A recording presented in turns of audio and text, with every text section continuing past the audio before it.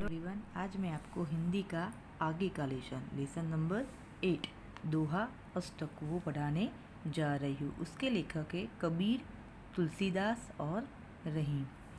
दोहे हिंदी भाषा साहित्य की अनमोल निधि है। दोहे व्यवहारिक दृष्टांतों के माध्यम से सरल सहज रूप में जीवन, लोक व्यवहार, गुण, स्वभाव, नीति, रीति आदि से परिचित कराते हैं।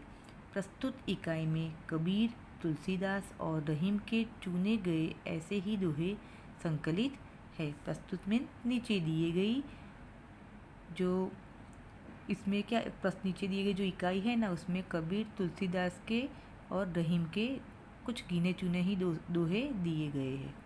कबीर, अब ये कबीर के बारे में है। कबीर ये 15वीं शताब्दी के कवि है। ये बड़े संत थे।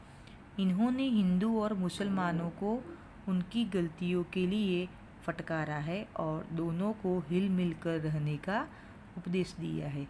कबीर ने क्या किया है कि 15वीं शताब्दी के जो कवि थे वो कवि थे और वो बड़े ही संत थे और हिंदू और मुसलमानों दोनों की गलतियों के लिए उनको फटकारा भी है और दोनों को क्या बोला गया है कि मिलजुल कर रहने का उपदेश दिया गया है। तुलसीदास ये 16वीं शताब्दी के प्रसिद्ध राम भक्त कवि है। इन्होंने रामचरितमानस नामक प्रसिद्ध ग्रंथ लिखा है। अब ये तुलसीदास है ना, वो कौन सी सदी में के प्रसिद्ध कवि थे? तो 16वीं सदी के प्रसिद्ध राम भक्त कवि थे और इन्होंने क्या लिखा है? प्रसिद्ध कौन सा ग्रंथ लिखा है? तो रामचरितमानस। नेक्स्ट है रहीम। इनका पूरा नाम है अब्दुर रहीम खान खाना। ये बड़े उदार और अनुभवी थे। हिंदी में इन्होंने बहुत ही सुंदर दोहे लिखे हैं। अब एग्ज़ाम में पूछा जाए कि रहीम का पूरा नाम क्या है, तो रहीम का पूरा नाम क्या है? अब्दुर रहीम खान खाना। और ये कैसे थे? तो ये बड़े उदार और अनुभवी थे और इन्होंने हिंदी में बहुत ही सुंदर दोहे लिखे हैं। तो अब दोहे स्टार्ट करती हूँ। बड़ा हुआ तो क्या हुआ, जैसे पेड़ खजूर, पंथी को छाया नहीं, फल लागे अति दूर। अब बड़ा हुआ तो क्या हुआ? मीन्स बड़ा होने से कोई महत्वपूर्ण नहीं होता। जैसे खजूर का पेड़। अब खजूर का पेड़ बहुत बड़ा है, पर उससे मुसाफिर जो जाते हैं उनको छाया नहीं मिलती और उसके फल भी बहुत, जो मुसाफिर पंथी में कौन होता है? मुसाफिर, उनको छाया नहीं मिलती और फल लागे अति दूर, और उसके फल भी बहुत, अति मीन्स बहुत दूर लगते हैं। मीन्स ये पेड़ का खजूर का पेड़ तो बहुत बड़ा है, पर उसको किसी को छाया भी नहीं मिलती और उसके फल भी किसी को नहीं मिलते हैं, वो बहुत दूर लगते हैं। साधु ऐसा चाहिए जैसा सुप सुभाए, सार सार को गही रहे, थोथा देई उड़ाए। अब साधु पुरुष, सुप जैसा स्वभाव होना चाहिए।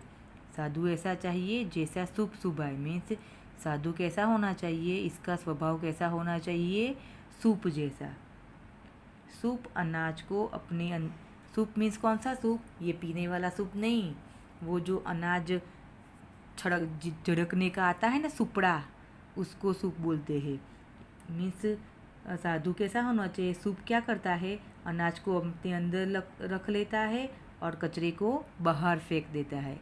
इसलिए क्या बोला गया है कि साधु कैसा होना चाहिए? सूप जैसा। सार सार को गही रहे, थोथा देई उड़ाए।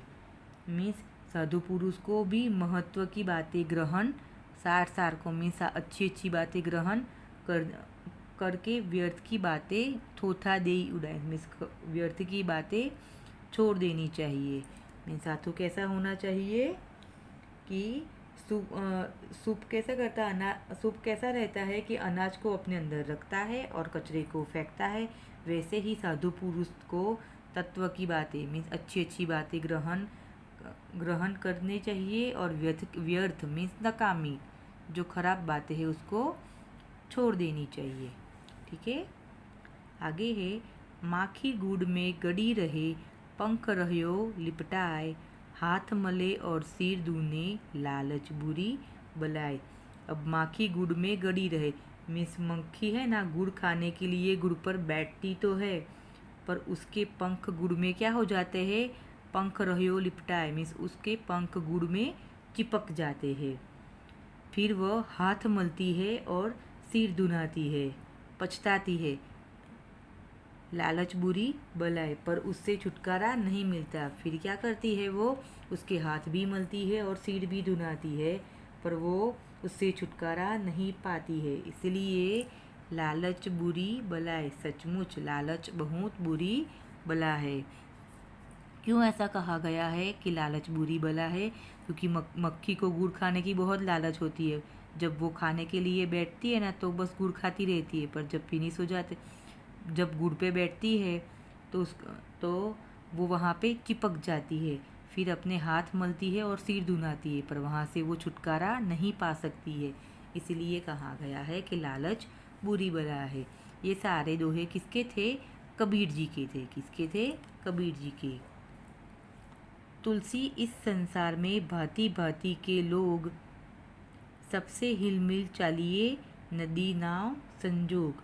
अब तुलसीदास जी क्या कहते हैं कि इस संसार में भांति भांति मीन्स तरह तरह के लोग रहते हैं, सबसे हिल मिल कर। तो हमें क्या करना है? सबसे हिल मिल कर रहना चाहिए। नदी नाव संजोग, नदी और नाव के संयोग की तरह हमें सबसे हिल मिल कर रहना चाहिए। तुलसी जी क्या करता है, कहते हैं कि इस संसार में भांति भांति मीन्स अलग अलग तरह के बहुत सारे लोग रहते हैं, तो हमें नदी और नाव, जैसे नदी कैसे नाव कैसे नदी के अंदर जाती अच्छे से चलती है, वैसे नदी और नाव कैसे हिल मिल कर रहते हैं, वैसे ही हमें भी हिल मिल कर रहना चाहिए। तुलसी हाय गरीब की कबहू न खाली जाए, मुए ढोर के चाम से लोह भस्म हो जाए।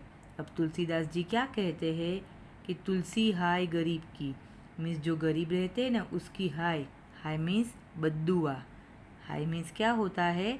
बद्दुआ। वो कभी भी खाली मीन्स निष्फल नहीं जाती है। कबहू खाली न जाए मीन्स कभी भी, कबहू मीन्स कभी भी, न खाली जाए कभी भी खाली मीन्स निष्फल नहीं जाती है। मुए ढोर के चाम से, मुए मीन्स मरा हुआ, ढोर मीन्स जानवर एनिमल, के चाम से, चाम मीन्स चमड़ा चर्म उसका, चाम से लोह भस्म हो जाए मीन्स मरे हुए जानवर के चमड़े से बनी धोकनी से लोहा जलकर राख हो जाए। जो ये जानवर रहता है ना उसके चाम मीन्स चर्म से लोहा भी भस्म हो जाता है, जलकर राख हो जाता है। अब आगे है पीछे, रहीमन धागा प्रेम का मत तोड़ो चटकाए, टूटे से फिर ना जुड़े, जुड़े गांठ पड़ जाए। मीन्स क्या बोलते हैं कि रहीम जी, अब ये किसके दोहे आ गए? रहीम जी के। तो रहीम जी क्या बोलते हैं कि प्रेम का धागा जो है ना वो जल्दबाजी में मत तोड़ डालो, मत तोड़ो चटकाए मीन्स जल्दबाजी में मत तोड़ो। यह एक टूटे से फिर ना जुड़े, यह एक बार टूट जाने पर फिर से जुड़ नहीं पाता, और यदि जुड़े गांठ पड़ जाए, और यदि जुड़ता है तो इसमें क्या पड़ जाती है? गांठ पड़ जाती है।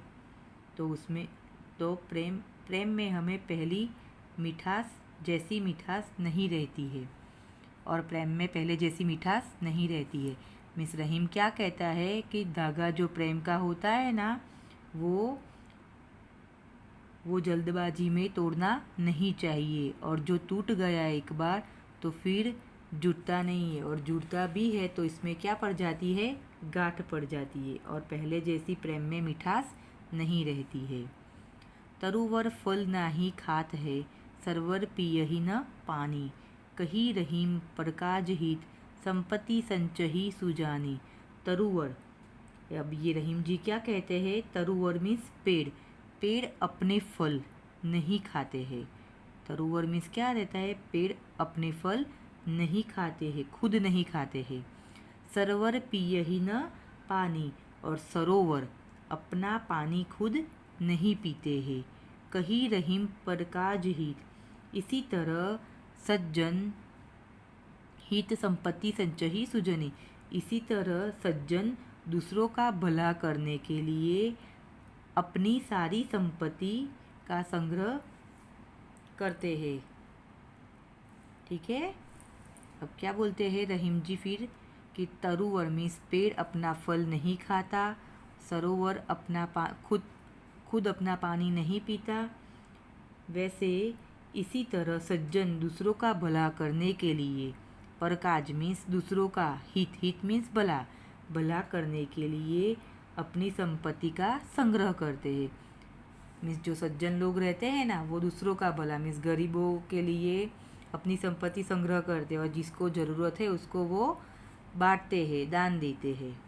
ठीक है, आगे है रहीमन देखिए बड़ेन को लघु न दीजिए डारी, जहाँ काम आवे सुई कहाँ करे तलवारी। अब रहीम जी आगे क्या कहते हैं कि बड़े लोगों को देखकर छोटे लोगों का त्याग मत करो। मीन्स बड़े लोगों को देखकर, बड़ेन को लघु को न दीजिए डारी मीन्स बड़े लोगों को देखकर हमें छोटों को उनसे देखकर प्रभावित होना नहीं चाहिए। जहाँ काम आवे सुई कहाँ से करे तलवारी मीन्स जहाँ सुई काम आती है ना वहाँ तलवार काम नहीं आती है। मीन्स वो क्या कहते हैं रहीम जी कि बड़े लोगों को देखकर हमें छोटों को उनसे प्रभावित होना नहीं चाहिए, छोटे लोगों का त्याग नहीं करना चाहिए। जहाँ सुई काम आती है ना वहाँ तलवार काम नहीं आती है। ठीक है, थैंक यू।